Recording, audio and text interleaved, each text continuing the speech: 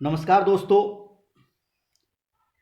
वर्तमान में कोविड-19 की इस महामारी के चलते हुए हमारा देश इस कोरोना की बड़ी विकट परिस्थितियों से जूझ रहा है और इन विकट परिस्थितियों में दिल्ली सरकार ने हमें एक बड़ा बेरोजगार युवाओं के लिए एक बड़ा तोहफा दिया है। आज दिल्ली सरकार ने दिल्ली अधीनस्थ बोर्ड के द्वारा आयोजित की जाने वाली टीजीटी, पीजीटी, एलडीसी, कॉमर्शियल कम लिपिक, साथ में पटवारी के पदों का नोटिफिकेशन जारी कर दिया गया है। दोस्तों, इस कोरोना की जंग में बेरोजगार युवाओं के लिए एक वरदान साबित होने वाली है दिल्ली सरकार, क्योंकि दिल्ली सरकार बेरोजगारों के लिए इस कोरोना महामारी को देखते हुए आज एक भर्ती का नोटिफिकेशन जारी किया है। तो दोस्तों, इस भर्ती नोटिफिकेशन की संपूर्ण जानकारी से पहले आप सभी से निवेदन है कि जो भी मेरे चैनल पर नया है, चैनल को सब्सक्राइब कर लीजिए, बेल आइकन को प्रेस कीजिए और लाइक कीजिए और अपने दोस्तों को ज़्यादा से ज़्यादा शेयर कीजिए, क्योंकि हम आपको संपूर्ण जानकारी डीएसएसबी भर्ती से संबंधित इसी चैनल के माध्यम से उपलब्ध कराएंगे। देखते हैं दोस्तों, इससे संबंधित टोटल पोस्ट कितनी है, क्या योग्यताएं रहने वाली है, एज लिमिट्स क्या है, कब से कब फॉर्म अप्लाई होंगे, क्या फीस रहने वाली है, संपूर्ण जानकारी, फुल लिस्ट, फुल डिटेल आज हम इस वीडियो के माध्यम से देने वाले हैं। तो देखते हैं दोस्तों, बने रहिए। दोस्तों, दिल्ली अधीनस्थ बोर्ड की वेबसाइट से ये हमने आज का नोटिफिकेशन डाउनलोड किया है, जो मैं आपके लिए लेकर के आया हूँ। अब 12 तारीख का ये नोटिफिकेशन है। तो दोस्तों, ये वैकेंसी का एक नोटिफिकेशन का फर्स्ट पेज है, जिसमें ओपनिंग डेट, जो फॉर्म अप्लाई करने की सबसे पहले डेट देखते हैं। तो फॉर्म अप्लाई करने की जो डेट है वो है 25 मई से लेकर के और 24 जून तक। कितने जून तक है? 24 जून तक आप इस फॉर्म को फिलअप कर सकते हैं। साथ में दोस्तों, यहाँ प्रत्येक वैकेंसीज हैं और वैकेंसीज में आपको टीजीटी की अलग अलग सब्जेक्ट्स की, चाहे मेल हो चाहे फीमेल की, यहाँ पोस्टें दी हुई हैं। साथ में पटवारी और कॉमर्शियल क्लर्क और एलडीसी की जो सभी पद हैं वो यहाँ दिए हुए हैं। तो यहाँ हिंदी जो फीमेल के जो पद हैं दोस्तों, वो है 551 पद हैं। कितने पद हैं दोस्तों? 551 पद हैं। फीमेल के 551 पद हैं। वहीं मेल के 556 पद हैं। ट्रेनर, ग्रेजुएट टीचर जो नेचुरल साइंस के हैं, प्राकृतिक विज्ञान के पद हैं, जिसमें टोटल 1040 पद हैं।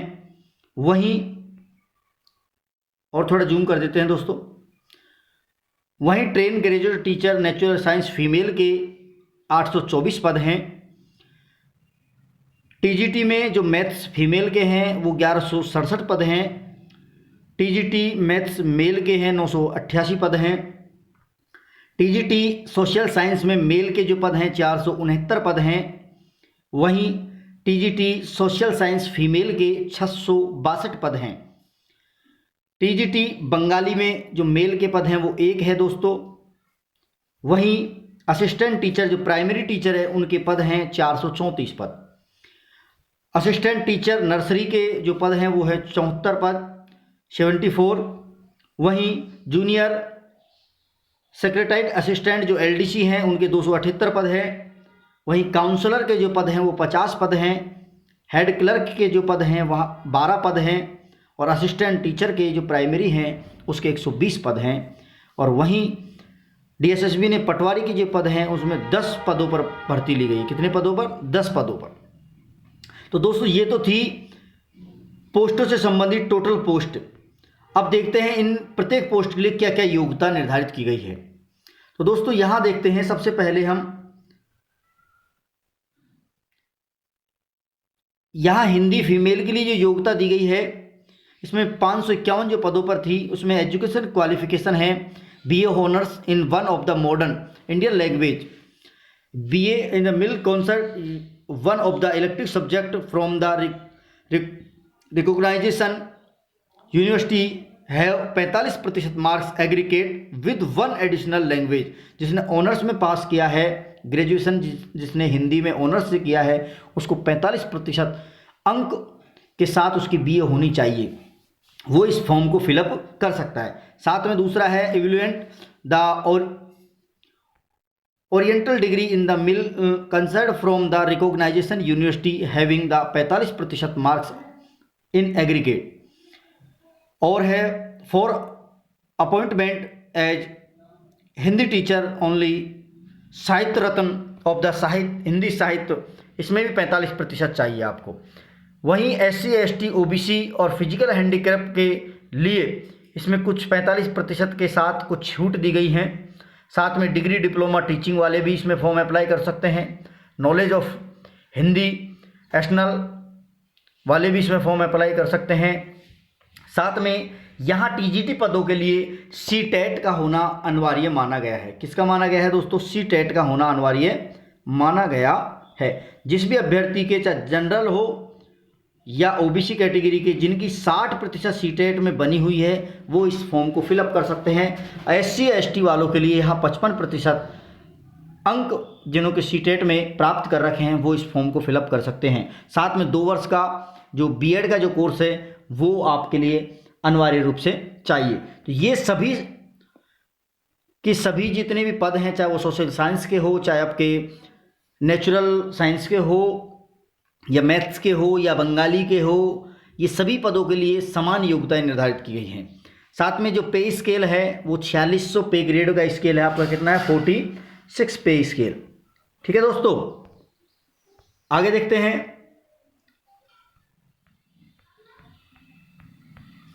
इसके बाद हम अपनी एज लिमिट देखते हैं। एज लिमिट क्या रहने वाली है इन वैकेंसीज के लिए, एज लिमिट क्या रहने वाली है।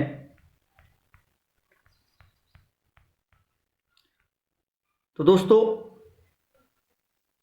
इसका सबसे पहले हम देखते हैं payment. Examination fees and the mode of payment 100 rupees only. यहाँ 100 रुपीज़ आपका फॉर्म अप्लाई करते समय जो फीस का स्ट्रक्चर दिया हुआ है इसमें 100 रुपये का आपका फीस कटेगा। आप किसी भी मित्र के द्वारा DSSB की साइट पर जा करके या आप इस फॉर्म को फिलअप कर सकते हैं। पेमेंट आप अपने ATM कार्ड, डेबिट कार्ड या अन्य किसी भी सुविधा के अनुसार जमा करवा सकते हैं। साथ में यहाँ आपको जो मोड जो सिलेक्शन है वो selection cell with the thought, यहाँ 1 या 2 years examination scheme the skill test we have the अप्लाइबल।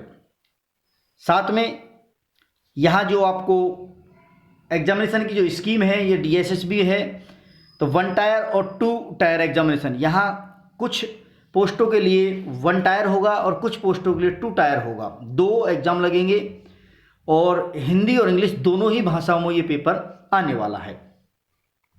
एक हिंदी वालों के सिर्फ हिंदी में आएगा, अन्यथा सभी सब्जेक्ट के अभ्यर्थियों के लिए हिंदी और इंग्लिश दोनों के लिए अनिवार्य है। साथ में क्लर्क भर्ती के लिए आपकी टाइपिस्ट जो टाइपिंग है वो अनिवार्य रूप से आवश्यक मानी गई है। इसके साथ यहाँ सिलेबस देखते हैं। तो सिलेबस में जनरल अवेयरनेस आएगी, सामान्य अध्ययन आएगा आपका, उसके बाद रीजनिंग का एक पोर्शन है general intelligence and reasoning ability, उसके बाद अर्थमेटिकल या नंबरिंग एबिलिटी आएगी, Hindi language in the compression आएगा जिसमें ग्रामर का पोर्शन आएगा, English language in the compression आएगा। ये आपके 5 डिवाइडेशन कर रखे हैं पार्ट के। ए सेक्शन में 5 डिवाइडेशन है, बी सेक्शन में जिन भी पोस्ट है उन पोस्टों से संबंधित जो सब्जेक्ट है उस सब्जेक्ट से संबंधित, जैसे आपका हिंदी है तो हिंदी से संबंधित आपका पेपर आएगा, सोशल साइंस का है तो सोशल साइंस से, मैथ्स का है तो मैथ्स के, बंगाली का है तो बंगाली का। इसके अलावा आपका जो नेचुरल साइंस है तो उसका नेचुरल साइंस के आधार पर पेपर आने वाला है। अब देखते हैं syllabus of the tier first examination will be as that of the 1 tier general examination. Second syllabus of the tier second examination, यहाँ पार्ट फर्स्ट में मैंने आपको बताया है रीजनिंग आएगा, उसके बाद जनरल अवेयरनेस आएगा, उसके बाद आपका इंग्लिश लैंग्वेज और कंप्रेशन, ये व्याकरण से संबंधित इंग्लिश, और आपका हिंदी, ये आपके आने वाले हैं। इसके बाद देखते हैं आपकी यहाँ एज लिमिट क्या है। SC ST वालों के लिए 5 वर्ष की छूट दी गई है। इसमें एज लिमिट में क्या दिया गया है, 5 वर्ष की छूट है। OBC के लिए 3 वर्ष की छूट है, PWD के लिए 10 वर्ष की छूट है, और PWD प्लस SC ST है उसको 15 वर्ष और PWD प्लस OBC के लिए 13 वर्ष की छूट दी गई है। यहाँ उसके साथ ही जो देखते हैं एक बार दोस्तों, तो ये आपको एक छूट दी गई है, ठीक है दोस्तों। तो ये थी इससे संबंधित जो मुख्य जानकारी DSSB एग्ज़ाम का जो हाल ही में नोटिफिकेशन जारी हुआ है उससे संबंधित मुख्य जानकारी जो आज मैं आपके लिए लेकर के आया हूँ। और इसकी जो फॉर्म की फिलअप की डेट मैंने आपको एज रिलेक्शन जिसमें छूट है, साथ में योग्यता और फीस स्ट्रक्चर, ये सभी बातें मैंने आपको बता दी है। साथ में सिलेबस के बारे में भी मैंने आपको बता दिया है। तो दोस्तों ये थी आज की DSSB जो दिल्ली अधीनस्थ बोर्ड के द्वारा जारी किया गया नोटिफिकेशन संबंधित संपूर्ण जानकारी।